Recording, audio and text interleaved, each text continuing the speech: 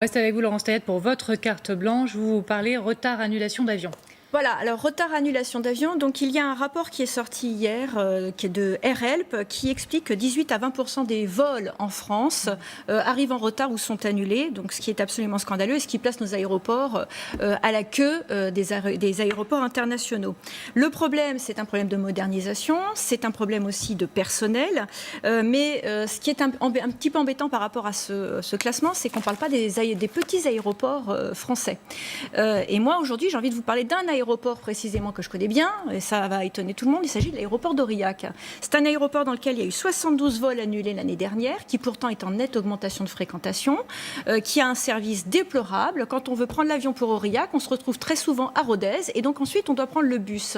Donc pourquoi c'est un problème? Parce qu'il y a un certain nombre de villages, de villes qui sont complètement enclavés, comme cette ville en l'occurrence, qui n'ont pas d'autoroute, qui ont des trains qui mettent 7 heures à parvenir jusqu'à là-bas, et donc en réalité on ne sert pas les entreprises, on ne sert pas les particuliers, donc on n'aide pas la vie économique de ces endroits, et en réalité on abandonne littéralement les campagnes françaises, et finalement on considère qu'ils sont très loin et qu'ils y restent. Et moi c'est mon coup de cœur ou mon coup de gueule au choix, mais je voudrais qu'enfin on prenne en considération ce sujet, d'autant plus que c'est quand même la ville de Jacques Mézard qui était ministre des Territoires.